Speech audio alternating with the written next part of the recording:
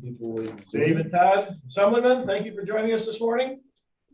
Good morning, everyone. Great to be here. Thanks for letting me listen in. Sure thing. So we'll get started with the meeting. We'll start with the minutes from our April meeting. Has everyone had a chance to look at those? If there's any suggested changes or edits, if none, someone make a motion to accept those minutes. Sue and Greg, or yeah. My guys. All in favor, say aye. Aye. Anyone opposed? Budget report is attached to your agenda. Pretty straightforward things. $156 of interest earnings for the past month. Salary, unemployment insurance, state and federal taxes having to be paid.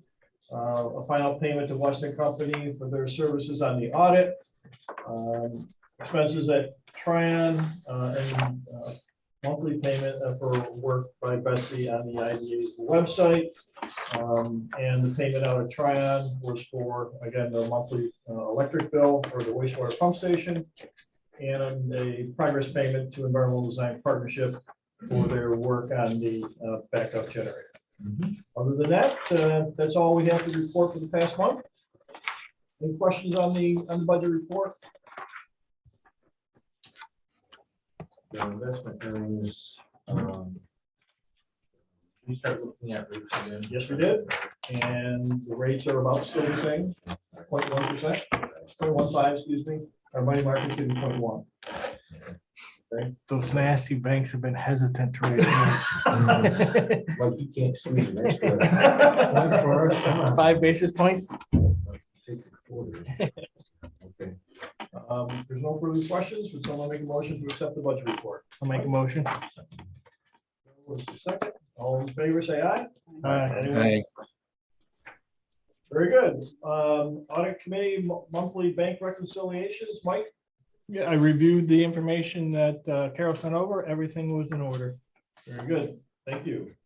Under other reports, Jack Wilson, anything to report from the county standpoint? Not today, I don't. Okay. I'm getting the groove here. Tim, CRG report? Yeah, so you see the attached report, a busy month. Thank Mike for coming to last week's stream with Southern and Smallens and Elise Stefanic. It was nice to have them there, get some recognition from the county. It was kind of last minute type deal, but it's always good to get there because hopefully when some of this infrastructure money starts hitting, we'll be front in line to get some of those money, grants and money forward. Busy month. I mean, I was traveling quite a bit. They did do it, some elected officials and Ron led a tour down at Global Foundries. You can see they just announced their new expansion, which is exciting for the area over there. It is a little worrisome on jobs for the whole market. I'm talking to people down that way too, just like we were talking about earlier.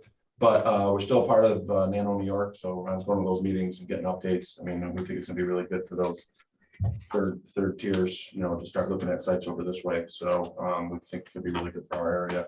So that's why we're going to try to keep making tours back out to Global, out to the Marcy site, and back down to Albany to keep highlighting our area as a place to be. We are out of our grant monies pretty much from the CARES and the micro enterprise grant. So we'll be applying for more of those because they've been great. Kind of some of the stuff that we were highlighting when Congresswoman was here last week was, some of these were 2 4-person operations. They've grown up 20 people operations now. So it's really, it's nice for our area, growing those small, medium-sized businesses up. And they're really taking off and sustaining. It's not like they're here for 2 years and they're gone. Some of these now are 5, 6 years in. So it's nice to see that kind of pay off. We are in the midst of the FJ and G planning, so the Goswell Johnstown joint kind of summer event to try and get some more publicity for the downtown and the rail trail, and then outdoor activities, because one of the things in bringing businesses here, or even people, we just hired someone we brought in from Mexico, and they're always like, well, what do you do, where do you go, and what's the activities here? So we're hopeful some of these types of events we can showcase what our area has for our people. We're doing the EPA brownfield sites assessment, so that's going pretty well. We have a task force going on that. We've already pushed forward some for phase 1. And we'll be looking at what other ones we can bring in over the next month or two. So that's going pretty well. And we will, the site assessment, which I know is a hot topic, we are going to be doing a task force, mix of a few different people. Some in the room will be contacted soon.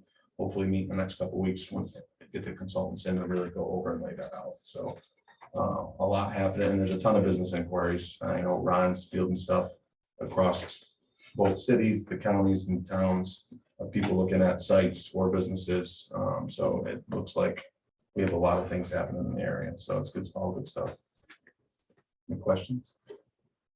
With the sale of the property to the Carney properties, is that a big boost for you? I mean, I just It's saw good. the dollar amount, so obviously any sale is good, and It's a good sale. The other really good thing, because it's a partnership with the city of Gloversville. We could put the money back in the loan fund to start loaning money back out from management. So yeah, no, that was really good for us. And they're moving forward with the DRI, which I didn't bring up. It's another big thing. Meeting every, they got all these subcommittees that are meeting on and pushing forward who's going to get the money. It's looking promising for that site to move forward here. I mean, they're talking about what's next steps.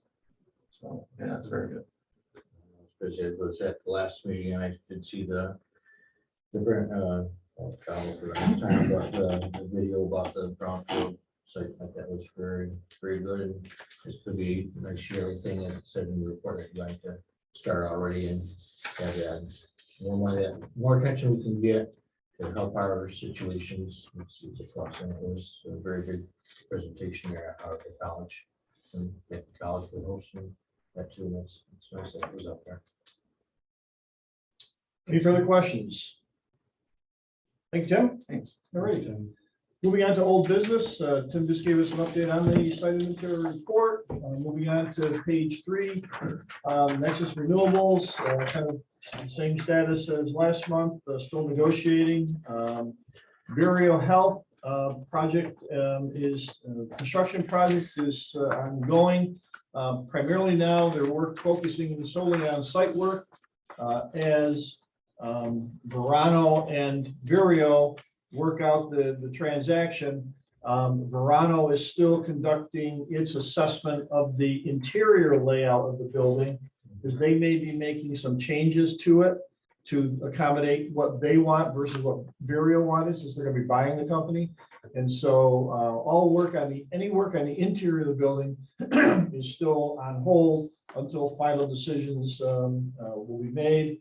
Spoke yesterday with some folks, and hopefully those decisions are going to be made very soon.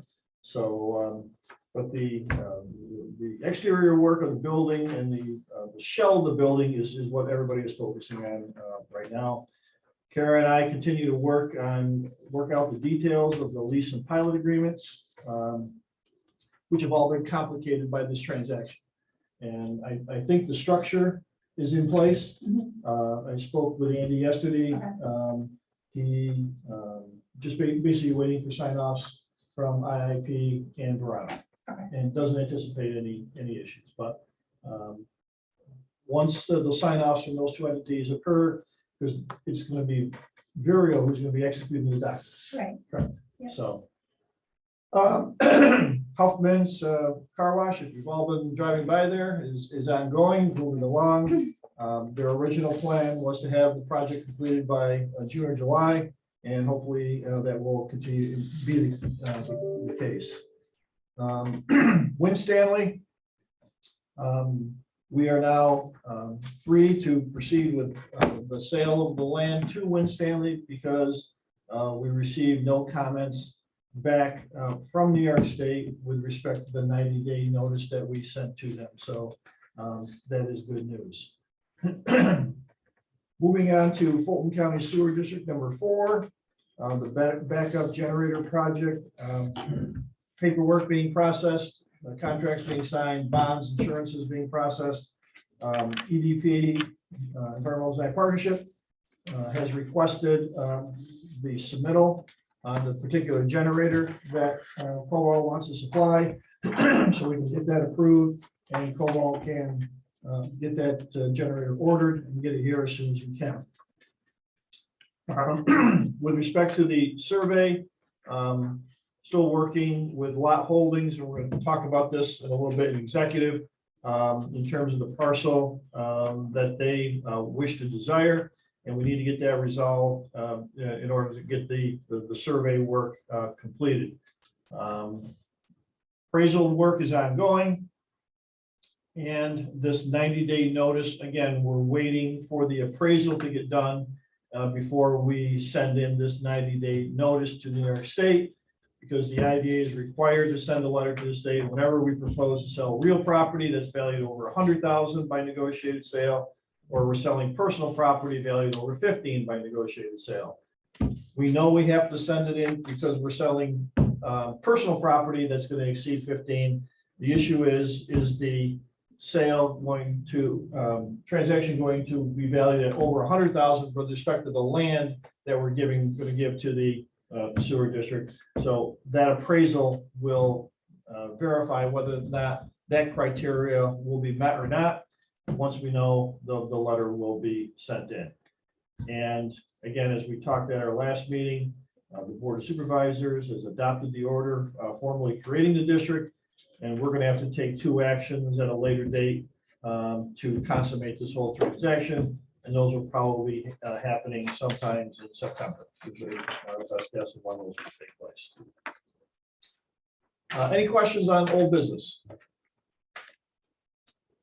Very good. Moving on to new business. The CRG is having its annual fundraising gala next month. And question becomes, does the IDA board wish to sponsor anyone from the board who wants to attend that event and cover the cost of a ticket to that event? I think that's an expense of the agency. If an IDA board member desires to attend, and would suggest that the board endorse that if anyone desires to attend that event. I would like to see this happen. I mean, not selfishly, I'm going to attend it, whether we pay for myself or I'll do it myself. But anyways, I do think that the partnership that we do have with CRG and stuff, I'd invite as many people here from the IDA to attend this fundraiser for them, but it's also that we're working together with them to help them out and as a fundraiser. So. Joe, it'd be perfect for you, the Wild West theme. Oh, I like that. Oh, it'd be perfect for you. Spurs. Okay, Yeah. well, there with Spurs in the hat, you know. But it's something we brought up. I just think that if we do any board training, one time there's talk of Scott and Ron and a couple, if anyone else wanted to join, to go on a conference down in Washington or wherever, that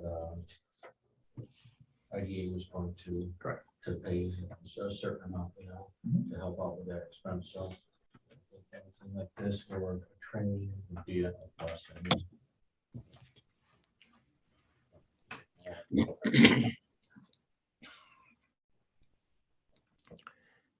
Any questions, debate? I was also planning on attending, but Well, then I would suggest one of you make a motion to get it on the table for discussion. I make a motion that the IDA would sponsor tickets for any IDA member that would like to attend, or if any other guests of ours would be at our responsibility.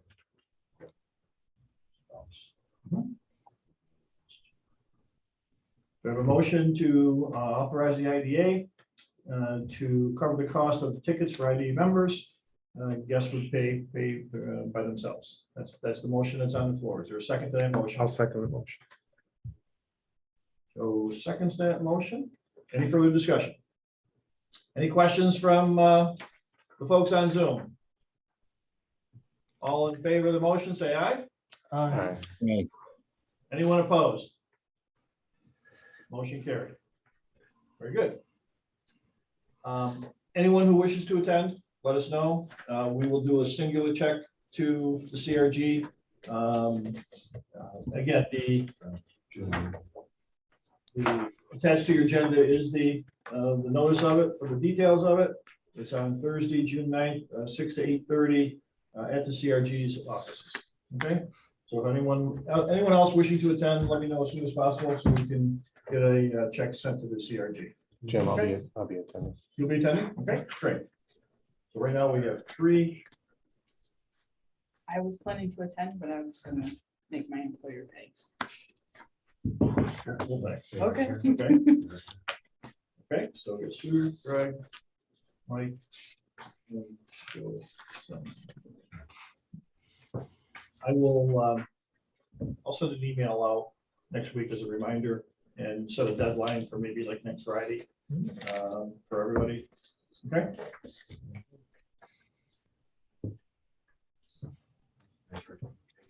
Great.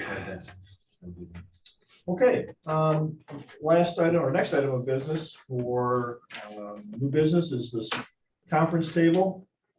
We talked about this last month.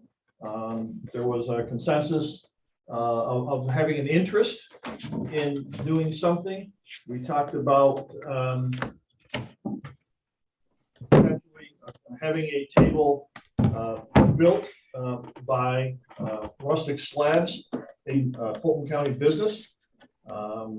And we met with Dave Horton weeks ago and worked out the details of a potential table. This table is 12 feet 6 inches long and 3 feet 8 inches long. So what we discussed was a 14-foot table, 4 feet wide.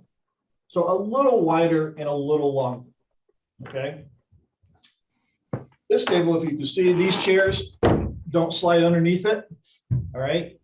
So we would raise this table just up a very little bit, not have this lip here, so that chairs would be able to slide further under the table, okay? The table would be 2 inches thick, similar to that piece of black walnut that's there. It would be 3 or 4 pieces of wood that would be glued and joined together with, in all likelihood, not seeing any seams. Talked about square edges as opposed to the rounded edges to create a little bit more storage. Things have a natural finish, all right, no staining. This is the natural one, Jim. That's the cherry Oh, wood, okay. but that's, yes, it would look like that. It would be an epoxy finish, Oh, okay. okay? There would be 3 legs underneath, 18 inches wide, so they wouldn't impede as much as these are, because these legs are a little further apart. There would be a 1-inch opening in the middle for that foam, because we've got wires coming up through it. And underneath, because these wires go to that computer here, there'd be hangers or a tray underneath so that you didn't see the wires, okay? So David gave us 2 quotes, simply looking at 2 different types of wood. One is the cherry, that's the lighter color. The other one is the black walnut, which is the darker color. And so the question is are either, are you still interested in pursuing? And if so, which wood do you wish to go with? Obviously, significantly difference in terms of colors. One's much lighter, one's much darker. One has a lot more grain to show than the other. So it's a balance, 6 1/2 dozen the other. Can we show those to Dave and Todd? Ooh, I like Which one do you like, Dave? the mahogany. Or the walnut, I'm sorry, the walnut. Walnut? Yeah. That's cool. There's a lot more grain. Thank you, Vanna and Vanna. I was going with the Barkers Beauties. If they were the same price, it would probably be a no-brainer, Right. but there is a price difference. $600 bucks, right? $600 bucks difference, $640, $50. So that is an issue, I think. But question is, if you're going to do this, get the one that you think is the right choice here. Now, as you can see, the chairs. What do you think of the chairs? Chairs look Nice. pretty good. Okay, they came out pretty nice. So those are your choices. Which way do you wish to go? I just put the black walnut, spend extra money. Okay. I like the cherry. And it's personal preference. I mean, there is a difference, it matches more with the chairs. Yes. They're both nice. We're paying for your gala. What's it matter? What's $600? Todd, any thoughts from your end? Well, I like the black walnut. I like the grain. And also, I mean, that table is going to be there an awful long time. So the $600 is not a big deal. Okay. The other thing is, as I mentioned in my email to everybody, the table is at 14 feet is going to be too long to bring up through the hallway. We can't make that turn from the downstairs hallway into the stairwell. So what's going to happen is one of these windows will be taken out, and there will be a piece of machinery down on the ground that will lift this table up through the window, set down onto the floor.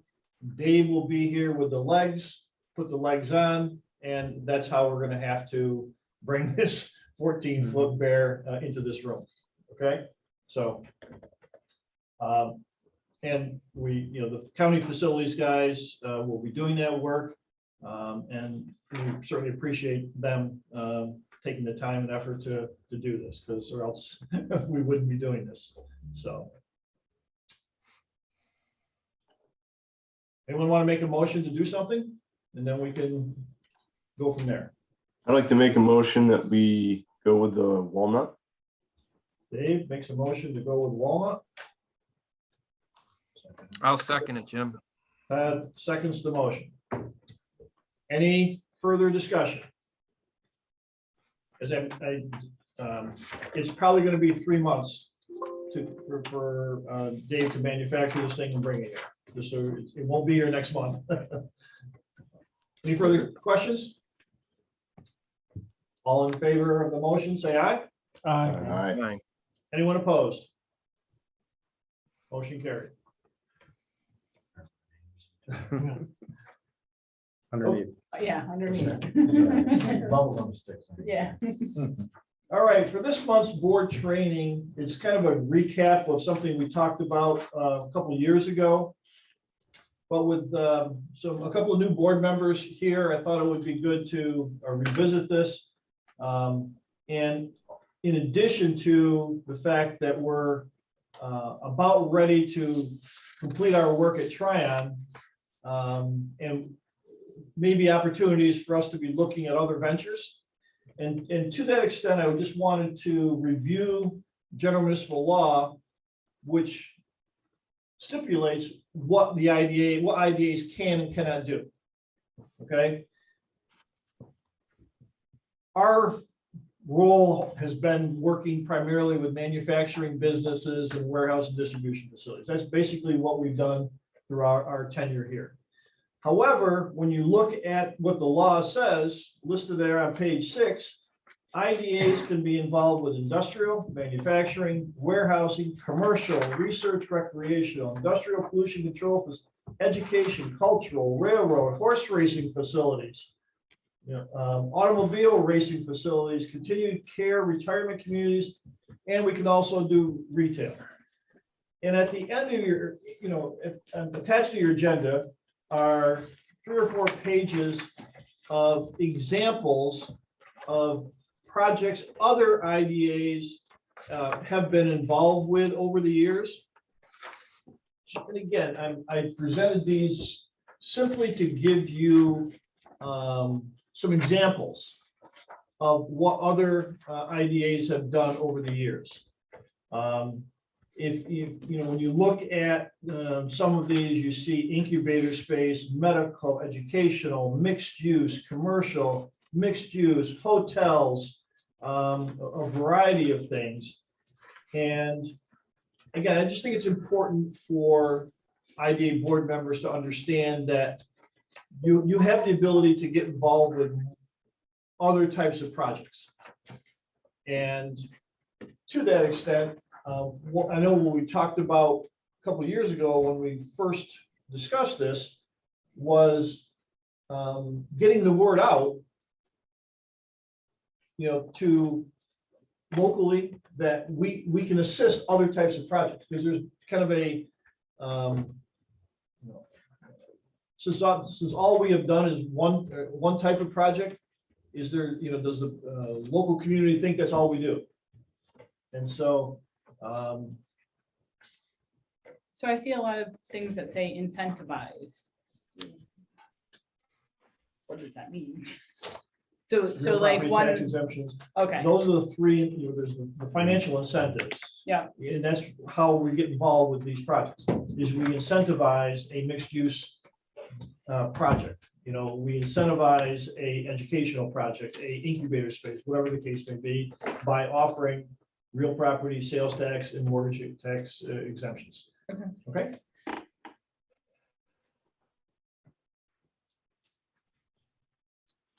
Do you think there's a need or desire to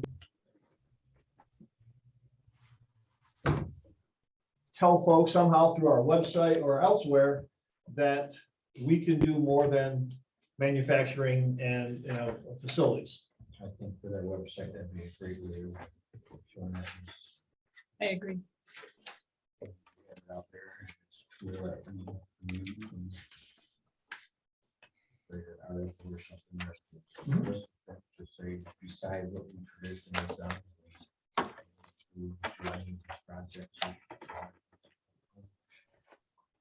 Scott, maybe we talk with Betsy about also doing a monthly article. Okay. Like this. Right, in addition to putting something onto our website in terms of the types of projects that we can assist with. So that was it. I just wanted to make sure folks understood. And we will do a little marketing in that regard. Okay. Okay. Last item under new business, video conferencing. We are obviously using it, have had, I think, success in using it. Example, today, we have two board members who are under the weather in different ways, but neither could attend today's meeting. And so through video conferencing, we have been able to have them participate, in this meeting. And this past year, there was a new chapter 56 of the laws of 2022 passed as part of the state budget process that's going to kind of make permanent public authorities like the IDA's ability to use video conferencing. It's being used now on under the executive order. under the executive orders because of the pandemic. Yeah.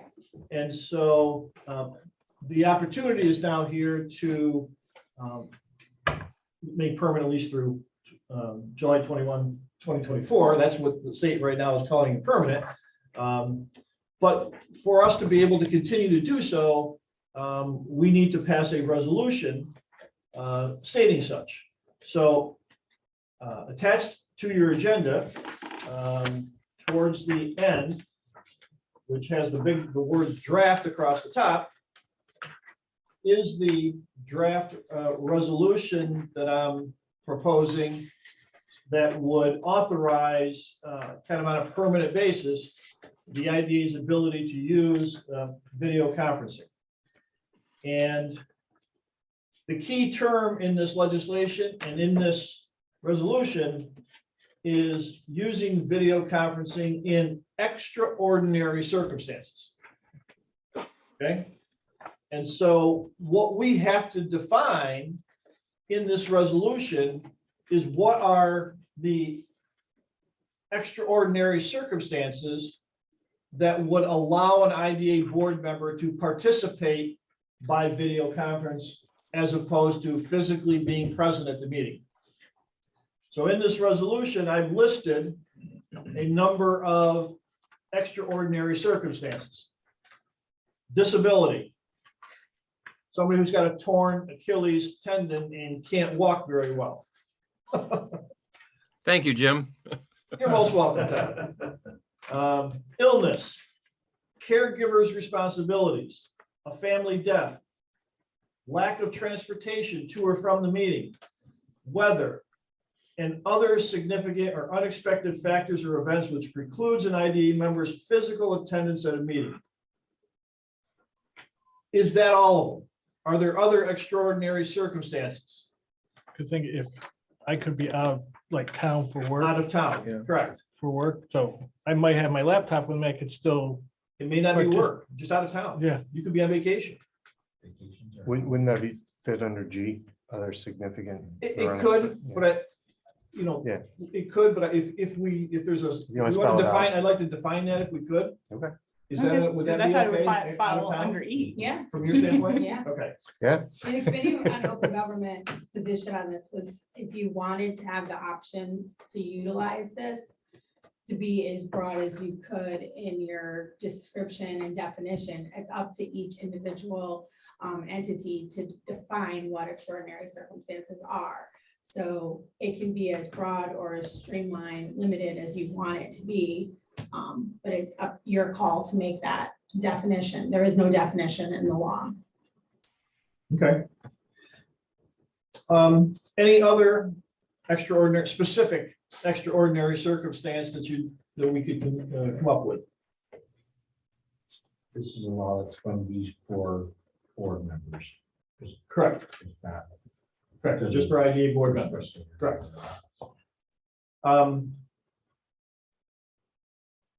So, however, if you just go through some of these provisions in the resolution, if you are going to participate by Zoom, you don't count as a quorum. you had a question about that, Jim. What is that? It's in the statute, Is it, okay, correct? Yeah, okay. so there has to be, in other words, there has to be a quorum here in Physically person present. for the meeting to go on. Okay, If there's not a quorum here, there's no meeting. The members video conferencing in don't count towards that. But if there's a quorum here, then the member participating video conference can vote. Is there a minimum number that have to be here? Yeah, the Four. quorum on board, There yeah. has to be 4 here in order for a quorum to be, so like today, it would be fine. We have 5 here, we have a quorum, and so we'd have a meeting, and those 2 guys can participate and vote. Okay. Okay? The key is, the next one, number 4, if we use video conferencing to conduct the meeting, the public notice for the meeting must inform the public that video conferencing will be used, and that one or more members may be participating via video conferencing, which is kind of what we're doing now. Our notice says that it's that we're, and we might need to adjust that notice a little bit, okay? And the one thing we'll have to put in there is being very specific that if someone from the public wants to participate, go to the IDA's website, click on About Us, Meetings, and that's how you get to join the meeting, okay? So that was one little change that we'll have to make.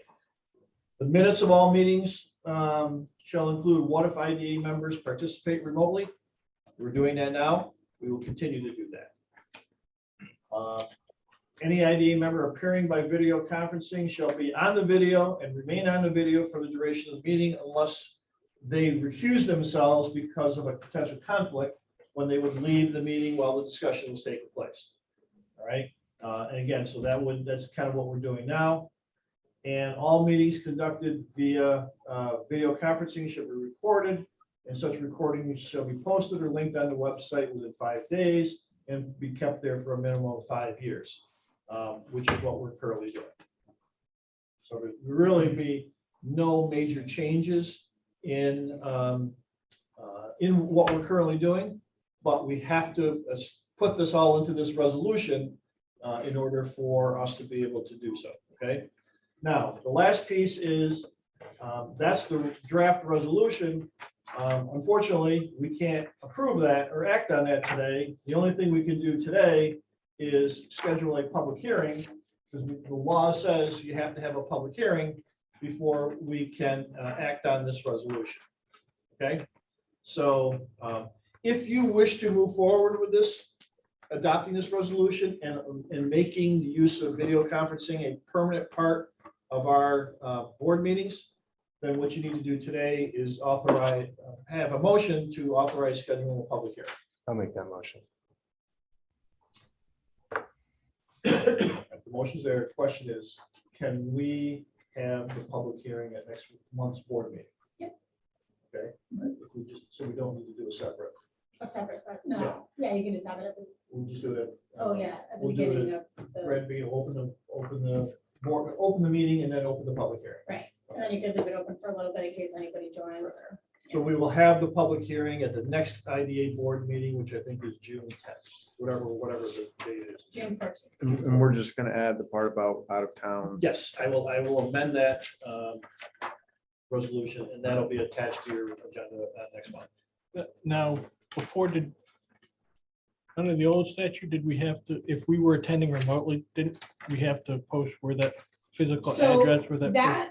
So that's the other like interesting piece to this law, that part of the law stays in effect.